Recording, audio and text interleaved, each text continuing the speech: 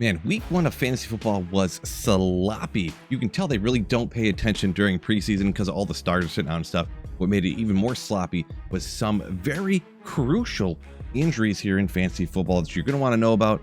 If you don't, you're going to get destroyed on the waiver wire in this upcoming week, so make sure you pay attention. First up, we're talking about Xavier Worthy. I don't know if anyone had him on their team like I did, expecting big things with Rice being out, and then you get a big old goose egg because he gets hurt on the third play of the game. His own teammate hurt him. Kelsey running into him, spinning him around, falling to the ground.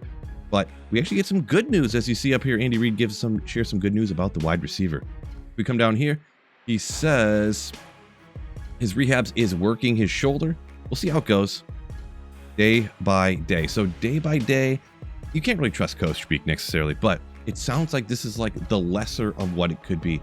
So from what I had heard, just kind of going by what I've heard from like doctors saying and stuff, if it's not that severe, he'll probably have to have surgery after the season. During the season, you can wear some kind of brace on your shoulder. He'll probably miss a week or two with the dislocation, and there's probably a small tear in there. But he can play through it if it's not that bad. And I don't know if Andy Reid necessarily knows what he's doing about it, or maybe he's just saying we'll hear about it day by day. But it sounds like it's not that severe. It's not where it's going to be 8 weeks right now before he can come back, or maybe even season ending if it was that badly. So this is great news for any of those Xavier Worthy people out there. Still, Hollywood Brown. I don't know who else they really got up there for wide receivers. There's a lot of schmucks, to be perfectly honest. So now with Xavier Worthy, he's probably going to miss at least a week, maybe two, but at least it's not season-ending type of things like that. Next up, we're taking a look at here, Drake London for the Atlanta Falcons. So headline tells you it's probably pretty good news here. Breathe a sigh of relief for Drake London's injury scare. Come down and we'll just take a look at Ian Rappaport right here. You can always trust that guy. So Drake London suffered just a shoulder sprain, nothing more severe than that. So he'll have more tests, but initially good news. So that is great for anyone who has him. Still, day to day, maybe he'll miss a week, maybe not, is kind of what that leads me to believe with a shoulder sprain. Probably I'd kind of lean towards not, but we'll have to see with them not having Mooney yet. Don't know if Darnell Mooney will be back.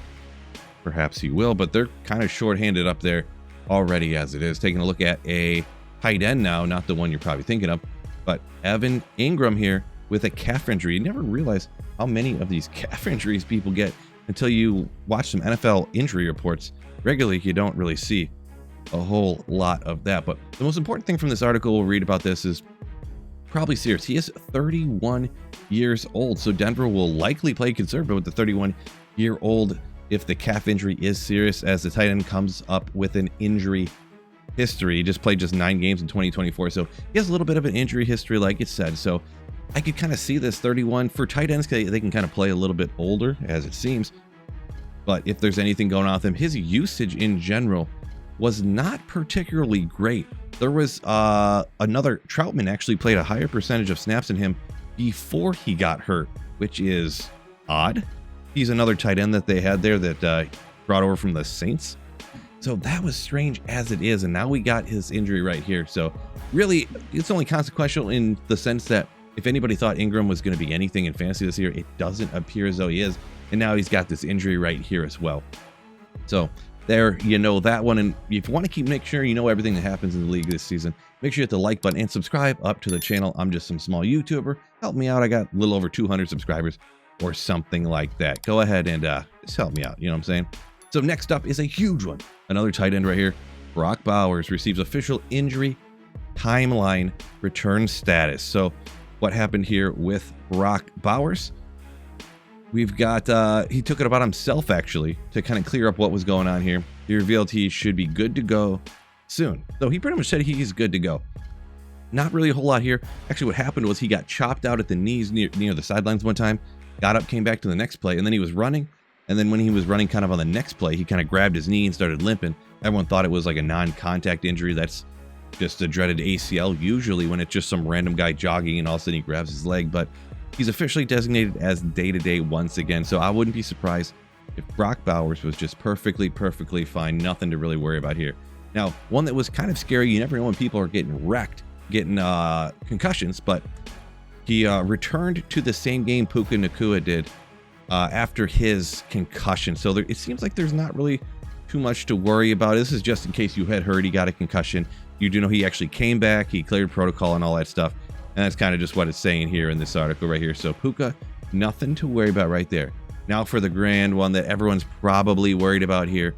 We've got Purdy is day-to-day, but also Kittle, who missed multiple weeks. This is kind of a new one right here. No one really realized that Purdy actually had an injury, so that's a little bit scary right there. But Kittle missed multiple weeks. That's not good. I got Kittle on the team, so that's always scary. So just to kind of confirm right here, Ian Rappaport, 3 to 5 weeks with a hamstring injury. And I did also hear this was the 3rd hamstring injury here that Kittle's had over the last few years. So that's tragic right there. Now, 3 to 5 weeks. The reason that's important, 4 weeks is a regular IR stint. Is Kittle going to end up going on IR here? I would almost say maybe. He's not the youngest spring chicken. He's had multiple hamstring injuries. This is a 3 to 5 week type of seriousness hamstring injury, according to Ian Rappaport, as his sources. I trust his sources more than I trust you or me. I'm going to give you that straight up. So it's not looking too good for Kittle. Not out for the season. Not out for the season or anything. But, you know, he's going to be out for a little bit. So quarterback Brock Purdy also emerged with multiple injuries, his left shoulder and toe. It's hard to really say exactly for this, but the shoulder issue is minor. The toe is more concerning. There's not a lot that they're saying about this as far as yet. I don't know that he came out of the game or anything. I don't remember exactly, but this is one that we're gonna have to watch him on, because as of right now, this is before the Monday night game. There wasn't a whole lot besides what we're seeing right here about Brock Purdy. So unfortunately, Kittle, possible IR stint. We'll have to go ahead and see with him, and also keep an eye on Brock Purdy, because the whole offense is gonna be if Brock Purdy's out of there as well. 49ers really got beat up, because there's another one right here. Juwan Jennings getting shoulder checked out. So that's a little bit concerning once again, because they're already so thin at wide receiver. I don't remember the guy's name, but they just signed another wide receiver today. So with Kittle hurt, now Juwan Jennings, something happens. It's never good when a wide receiver gets dinged up, he gets a little injury, and then they sign another wide receiver. Now, the only ones that they have healthy down here, Ricky Pearsall going ham bone. They got MVS, Russell Gage, Kendrick Bourne, Sky Moore. Quite the wide receiver room right there. Jeez. But anyone besides that, Ayuk, you know, on the PUP list. Jennings now got dinged up. A few other things. Somebody was suspended. So Juwan Jennings, he doesn't look like, he wasn't looking that good in the game anyways from what I remember. Pearsall looking like an absolute beast, must start. So Juwan Jennings, another little shoe, and another big one right here. Jonathan Taylor, injury update. The Colts running back exited week 1. So he exited, and then Giddens came in and kind of finished out the game. How severe was this that it took him out of the game? So he walked away from the decisive victory without a scare here. But Steichen, the coach, said Jonathan Taylor is good following the exit. So it sounds like he just had like maybe some kind of bruise. He got hit in the arm or shoulder or leg. I don't know exactly what it was. But he's pretty much essentially good to go. He just got dinged up and like, hey, we're blowing these guys out. You just go ahead and sit down, big dog. We don't need to risk literally anything. So it looks like he's going to be A-okay, perfectly fine. Don't forget, hit the like button. See it right here? Go ahead and click that like button and subscribe up, because you never want to miss any of this fantasy football news. Thank you for watching, and good luck on your fantasy matchups.